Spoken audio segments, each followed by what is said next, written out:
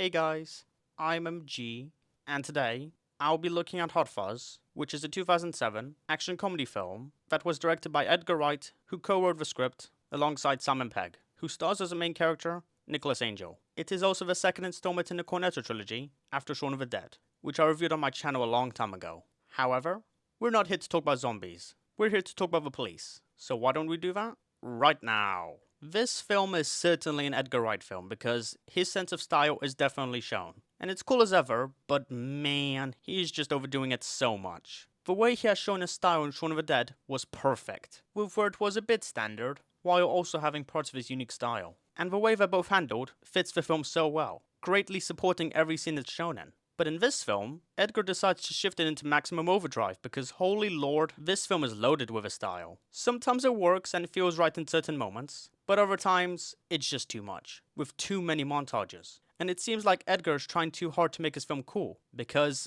this is a police film, and there has to be a lot of coolness, because this is an action film. His previous film was part action. Did it have too much style? No! It was limited in the way that was suitable, and I would have been fine with this increase in style, but it's too much. And surprisingly, that's not the main reason why a style doesn't really work. The main reason is the editing. It's just a straight up mess. The montages have too much flashy editing that is just straight up in your face. And it's not only the montages, it's the action. Just look at it. This is actually in a film. It cuts too fast between billions of shots, and not even the non-action bits fully resolve a problem. They cut between different character faces too quickly. And this is all prominent in this 2-hour film, so thanks for that. I have other problems too. Like, outside of the main characters, the other characters were kind of lame. Their performances were solid, but they're not really interesting, especially the villains. The twist itself was great, but they weren't very menacing, and their motivation is very shallow. This film also wastes some potentially interesting characterization. Like, people say how Nicholas should stop focusing on work too much, but that never comes across by the end.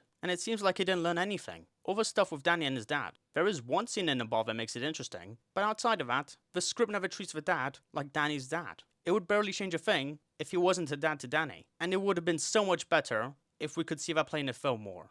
The pacing is not great, with 2 hours being too long, the climax being drawn out, the opening being immensely rushed, and there were a handful of pointless scenes as well, like the bar scenes.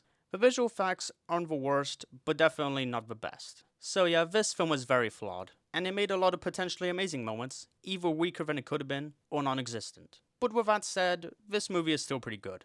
Nicholas and Danny are nowhere close to being as delightful or fun as Shaun and Ed, but they were still decent enough protagonists, who have solid chemistry with each other, that was kinda nice. With Simon Pegg and Nick Frost being just as good as ever, and delivering the same amount of charm that they have shown in a previous movie. The cameo by Bill Nighy, who played Philip in a previous film, was also pretty nice, who does a good job in his role as the police chief inspector. The story is honestly really well made, with a lot of moments that are actually really impactful, with my favourite scene being the twist. And despite the fast editing, the action was still pretty great, with a lot of energy put into it, with my favourite action scene being the entire climax, as it was all over the place and really entertaining.